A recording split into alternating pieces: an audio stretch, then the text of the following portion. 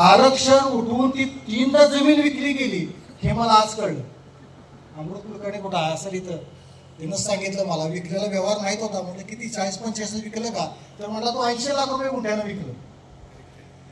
मग तुम्ही सांगा विट्यासाठी जी आहे छोटी छोटी बगीचे आहेत, पण किती अर्धा गुंठे, 1 गुंठे, 4 गुंठे, 5 गुंठे तुमचं शाहूनगरचं असेल, त्यानंतर तुमचं यशवंतनगरमध्ये असेल, कराडच्या धर्तीवर. आता कराडची जागा त्यावेळेला त्या पंतांनी फुकट दिली. विट्यात कोण तुम्हाला इंचभर जागा फुकट देणार नाही.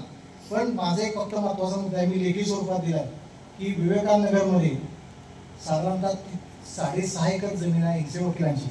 त्यातली 3.25 एकरावर आरक्षण नगर पार्किंग टाकलेलं आहे. कित्येक वर्ष कशासाठी टाकलंय माहित नाही.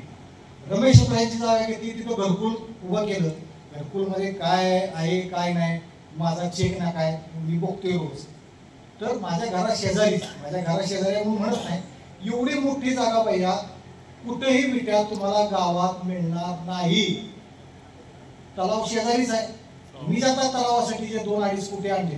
माझं मत काय की छोटी छोटी रक्कम तुम्ही खर्च करण्यापेक्षा करायच्या धर्तीवर एखादं करा ना. लहान मुलांपासून म्हातारा म्हातारवीन नाना नानी पाकपर्यंत व्यवस्थित होईल.